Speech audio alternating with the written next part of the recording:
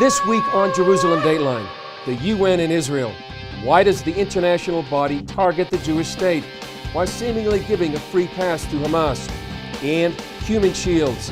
Israeli soldiers say Hamas fighters are hiding behind women and children, even in the midst of a firefight.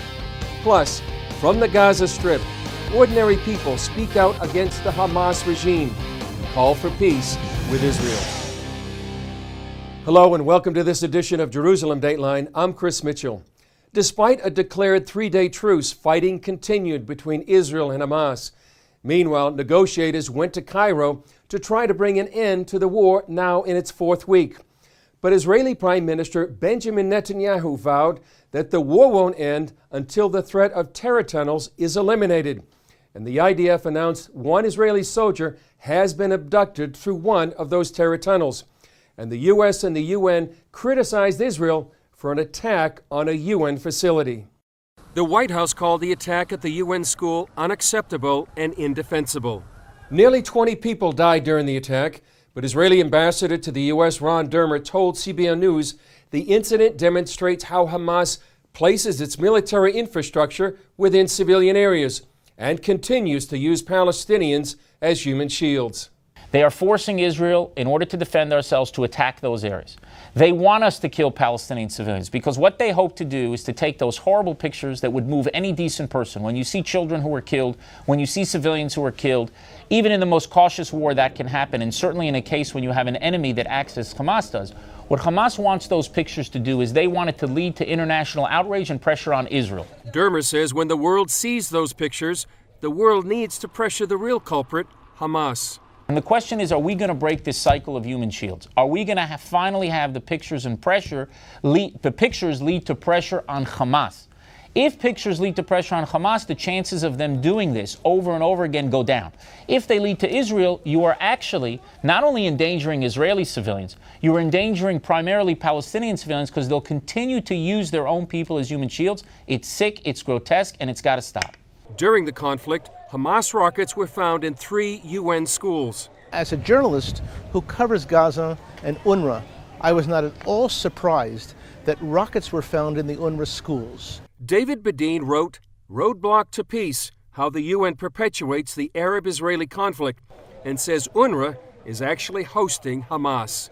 Our agency warned the United States government, the Canadian government, the European Union, and those are the prime supporters of UNRWA, that there was military training, military and weapons in the camps, in all of these UNRWA camps in Gaza. Our agency was ignored despite the facts. Dermer says lawmakers on Capitol Hill are beginning to ask questions. How did they allow their schools to be used as weapons depots? I mean, these are very, very serious issues that can corrupt the entire UN system, that are supposed to be there to protect civilians, are supposed to be there to help the innocent, not to allow their shelters to be used as basically military infrastructure for Hamas. It's just unacceptable, and more people are asking questions. We'll have to see what happens. Not only does Israel face opposition in the United Nations, it's also fighting a battle in the media. If you look at some reports, you may not be getting the full story. Here's a look at some of the items you may not find in the mainstream media. Sometimes Israeli officials get frustrated with what they see as incomplete reporting. Do you not think that it's relevant to report on CNN that the Secretary General of the United Nations yesterday warned against the use of UN schools and shelter for rocket missile depots of Hamas? It's one of many questionable reports about the war. For example, scenes of destruction within Gaza have been broadcast all over the world. But you may not know some of that damage has been caused by Hamas.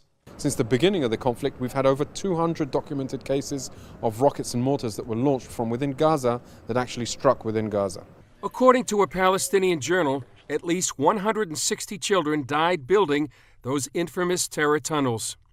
Rockets are fired from civilian homes, sometimes against the will of the homeowners.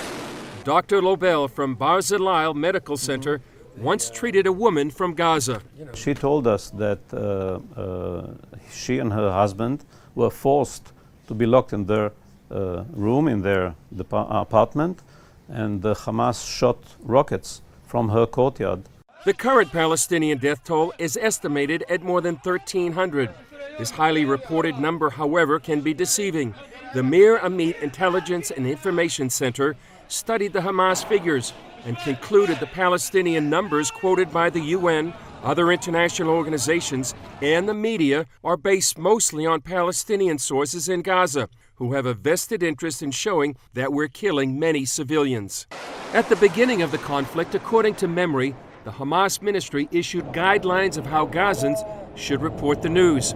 They said, anyone killed or martyred is to be called a civilian from Gaza. Don't forget to always add innocent civilian. Begin your report with the phrase, in response to the cruel Israeli attack. And do not publish close-ups of masked men with heavy weapons. Many homes are booby-trapped. If you walk into a kitchen, booby trap on the toaster, booby trap on the refrigerator. It's the family booby traps. And I'm hard-pressed to think that Hamas did this at the last minute. Hamas prepared for this. Israel's defense ministry supplies Gaza with tons of food, fuel, and medical supplies on a daily basis. While Article 7 of the Hamas Charter calls for the killing of Jews, Israelis don't celebrate the deaths in Gaza the way many Palestinians celebrate Israeli deaths. Any Israeli that I know is horrified by the civilian deaths in Gaza. The current conflict reminds some of the statement by the late Israeli Prime Minister Golda Meir. She said, "We can forgive the Arabs for killing our children. We cannot forgive them for forcing us to kill their children. We will only have peace with the Arabs when they love their children more than they hate us." In the battle on the ground, Israeli soldiers are facing an unconventional enemy. Not only does Hamas target civilians, they also use women and children as human shields in their war against Israel. While diplomatic efforts go on, Israeli combat engineers continue to discover and destroy the vast network of Hamas terror tunnels. Israel sees these tunnels as an enormous threat to its population.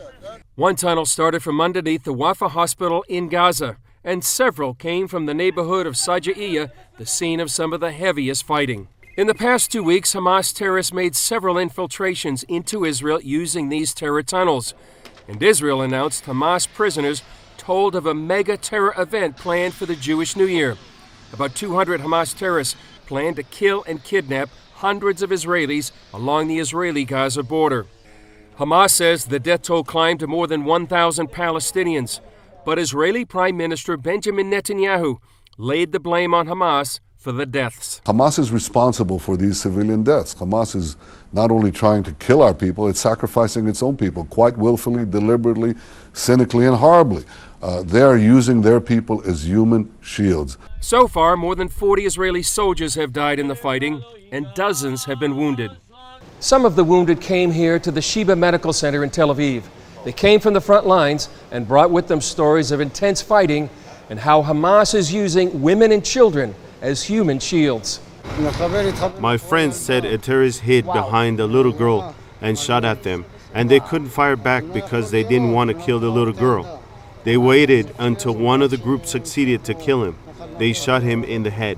And they hesitated, and this hesitation cost some of the soldiers their life, and some of the soldiers they got injured because they were surprised to see the women, and behind them came terrorists with machine guns and started to fire. It remains to be seen how far the war will go on, but Israel would like to see the demilitarization of the Gaza Strip as one of the lasting goals of Operation Protective Edge. It's rarely reported, but some Palestinians living in Gaza are criticizing Hamas and calling for better relations with Israel. Our senior international correspondent George Thomas found a few of them and brought us these exclusive stories from the war zone inside Gaza. Days after Israel struck Gaza's only power plant supplying electricity, Nidal Mihai's bread business has been firing on all cylinders because he uses a wood-fired oven. We're in a crisis. People don't have electricity. They can't make bread at home, so they come here. So who do people in Gaza blame for the war? Hamas or Israel? Well, even asking that question can potentially get you in trouble. Business is certainly hopping at this. Shukran, Habibi, thank you. Business is certainly hopping at this traditional bread store here in Gaza City. That's hot. One of the things about That was really hard. One of the things about talking to Gazans, especially in the midst of this conflict, is you can never get an honest answer, because the reality is that many of the folks here are afraid. They're afraid to criticize the Hamas government. We asked Milhai if Hamas has been good for Gaza. He smiled, then blamed Israel. They're responsible. They must stop this war. Stop using bombs and missiles against civilian people. But others like Faiza Ahmad Zahanin, whose family has reported ties to Hamas, told CBN News she wasn't afraid to criticize the group Israel and the US have labeled a terrorist organization. The government in Gaza doesn't do anything. Even on the radio, they don't talk about how we are suffering. May Allah curse them. A poll taken days before the conflict started found that 70% of Gazans supported better relations with the Jewish state. Ragda Hejazi is one of them. We need peace with the Jewish people. Good relations, not war. A mother of 5, Hejazi says Hamas has to change itself and bring stability to the region. Hamas needs to find a way to solve these differences with Israel, America, and Arab countries. Some, like Salim Hejazi, want to see brighter economic days on the Gaza Strip. My message to the Israelis and Palestinians is this: find a way to solve the issues so that we can live an honorable life, a good life. Weeks into that bloody war, Hejazi has had enough. We need to be united and have peace. George Thomas, CBN News, the Gaza Strip. Up next, is the U.S. hurting or helping Israel in its war on Hamas? And why is the international community hostile to the Jewish state? Our Reporter Roundtable takes on the tough questions. Welcome back to Jerusalem Dateline. To talk more about the situation here in Israel and Gaza is CBN News senior international correspondent George Thomas and senior editor John Wagi. And George, you just came back from Gaza earlier today. Tell me what your impressions were. Look, I think week 4, as we enter this Israeli offensive against Hamas and the militants in the Gaza Strip, clearly Gazans are very, very cognizant that the Israeli offensive has stepped up to another level. Right. 16,000 Israeli reservists have been called up, bringing the total number of reservists 86,000. That sends a very clear signal, not just to the Gazans, more importantly to Hamas. At what point does Hamas say, halas, as they say in the Arabic world, this is enough, we're done? Quickly, you saw things on the outside, looking at news reports. Yeah. On the inside, what were your impressions? There is, to some extent, not all of Gaza is in ruins. That was the impression I got just watching the mainstream, the so-called mainstream media. But there are segments that are very, they're quiet, they're ghost towns. They're not all destroyed, but there is, like Gaza City and 4 major suburbs of Gaza City, absolutely, Sajaya and some of the other areas have really seen the might and the fury of the Israeli army. Yeah. John, one of the big stories this week was the U.S. diplomatic efforts to bring a ceasefire, and they really seem to have backfired. What's your impression about Secretary John Kerry and what he's done? Well, I think it's a reflection, first of all, of Kerry personally, just having a animosity from every spectrum of Israeli society, from the left to the right, and that's unusual. And not only that, you've got Mahmoud Abbas upset at Kerry at the same time. So you've got the antagonists who are usually fighting each other all on the same side against Kerry and the United States policy. This business of putting Israel and Hamas on the same moral plane and calling for an unconditional ceasefire on Israel's part has really gone down poorly, and it's a symbol, I think, of the reduced U.S. influence that's come from a number of decisions, whether it's Syria, whether it's the U.S. pullout of Iraq, you name it. The whole chaos that came out of Egypt and U.S. supporting the Muslim Brotherhood. The United States is really on the downslide in this part of the world. And as you know, Chris, we had Zvi Mazel, the former Israeli ambassador to Egypt, said that the only country left in the region that the United States has influence in now is Israel itself, and that seems to be dwindling. And I was just going to chime in and say that can you broaden that perspective about the America's dwindling influence in the region, but then you also see this is so emblematic of the chaos of what we call the Middle East, from the shores of Casablanca all the way to Herat, Afghanistan. You have this division. I sense that the war against Hamas and what's going on with Hamas is a reflection of the conflict in the region. that it's a proxy war. Who is going to hold the torch, sort of the voice in the Middle East? Is it going to be Hamas, Turkey, and Qatar? Or is it going to be Saudi Arabia, Jordan, and the United States on one side? So that's playing out so much more. Unlike, for example, the previous operations that Israel has engaged with, back then all of the Arab world was united against Israel. Today, Saudi Arabia, Jordan, Egypt are supporting Israel silently, but they would like to see the destruction, the end of Hamas, which is very interesting. Yeah, this segment goes much too fast for this. But finally, George, you met with some Christians inside Gaza. How can people be praying for them and for the whole situation? People are surprised that there are Christians in Gaza. Out of the 1.78 million Sunni Muslims on this tiny strip called the Gaza Strip, about 1,500 to 2,000, tiny population. Majority of them are Greek Orthodox. Then you've got Catholics and then Evangelical Baptists and so forth. But they're enduring, as are the rest of the population. They're suffering, but they're in the midst of that. They're hopeful. They're trying to encourage their fellow citizens to not give up hope.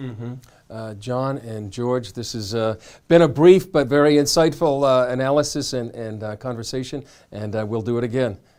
Sounds good. Thank you. Coming up, historian and diplomat Michael Oren on why victory is crucial, not just for Israel, but for the West as well.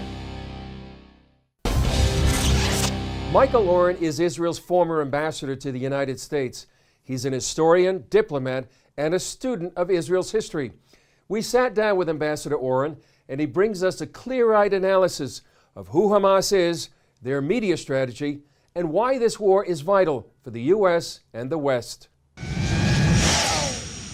Well, Ambassador, great to see you again. You had an article recently about demilitarization of Gaza. What's the rationale behind that? I think it's very important that Israel strive for it.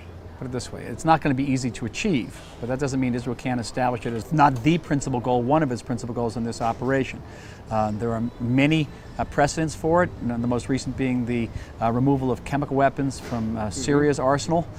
In both cases, the Syrians used those chemical weapons against civilians. Hamas has used its rockets against civilians, so the precedent is for taking them out. Hamas does not have so much as a military tactic as it has a media strategy. And it works very well for Hamas in the past. How does it work? Hamas or another terrorist organization like Hezbollah will fire rockets at Israel. It gets Israel to strike back, to move its forces on the ground. The terrorists are dug in deep behind the civilian population. They're using the civilian population as human shields. And so Israel, no matter how cautious it is, it invariably ends up causing civilian casualties. It's almost as if we've seen this movie before, an Operation Cast Lead, Operation Pillar of Defense, and now Operation Protected Edge. Unquestionably. It's the same strategy. And I've called in another op-ed that I wrote, I've called to basically give Israel a chance to break the cycle of violence. And that is an opportunity not only for Israel, but it's an opportunity for the United States. It's an opportunity for all freedom-loving people around the world, because if Israel defeats Hamas and really gives it a stinging defeat, then that is a message that will be internalized by other terrorist organizations. It'll be internalized by Tehran, by Iran and their nuclear program. If we don't defeat Hamas this time, then more civilians are going to die, because the next round's going to be bloodier, because Hamas will have more powerful weapons, they'll have more tunnels, more rockets. So does Europe and the U.S., do they need to know that this is their fight as well?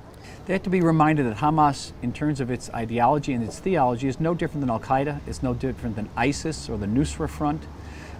These are all radical Islamic groups that seek to create a unified caliphate to rid the Middle East of Christians and of Jews. Is the international media complicit in Hamas's strategy? The vast majority of journalists are just doing their job and they want to bring home headlines. And having lurid pictures, heart-rending pictures, makes good headlines, makes good news. You can ask the question, why is it that the deaths of a certain amount of Palestinians on any given day gets far greater news coverage than the deaths of far more Iraqis at the hands of Iraqis or Syrians at the hands of Syrians do? Again, it's the way it's the dynamics of the news media. So most of these journalists are doing their job. Hamas has no compunction about showing dead people, wounded people, and if they actually don't have bodies or wounded people, they will fabricate them. Is there another way that the message can be skewed? Because when journalists go into Gaza, they're not necessarily free to go wherever they want to go, and they're not necessarily free to report what they can report unless they're going to get threatened by Hamas. What makes news? At the end of the day, media outlets have to make news, and you know, people have become benumbed in the world to the sight of Arabs killing Arabs. A bomb goes off in Baghdad, kills 60, 70 people, it makes the back page of the newspaper. It doesn't make the front page news. But if Israel were to kill 70 people, that would be the headline for 24 hours. Be very different. Now you can say that that's unfair to Israel, you can say it's racist against Arabs in a way. It's holding Arabs to a different standard, not just Israel to a different standard. But it's reality. And it's a reality with which Israel has to cope, has to grapple, and it's very much part of what goes on in the battlefield. Because Israel has this wonderful army. I mean, we have a citizens' army. Where on earth do you have a democratic nation where right now 70,000 people, men and women, have left their jobs, left their homes, left their families to pick up arms to go out to fight for their country? And they fire, what now, 2,600 rockets at us. And do you see life stopping here? Do you see the restaurants emptying out? Do you see people not persevering, going on with their days? We are on the front lines here, and they're just never going to beat us, ever. Ambassador Oren, thanks for joining us. Appreciate Pleasure, it very Chris. much. Always. Good to see you. Coming up, a perspective from an Israeli living on the front lines of terror. Finally this week, we talked to an Israeli living on the border, and she hopes one day her friends inside Gaza can live their lives without Hamas. Before, we had people from Gaza that work here. And a long time after, we send them some food and give them for the kids and everything. And every time they call us to say how we feel, if you are okay, they tell us how difficult the life is there. If they do the switch and understand they need to defend themselves, I'm talking about the Palestinians, and build their houses and start living, then it will be much better. That's it for this edition of Jerusalem Dateline. I'm Chris Mitchell. We'll see you next time right here in Jerusalem.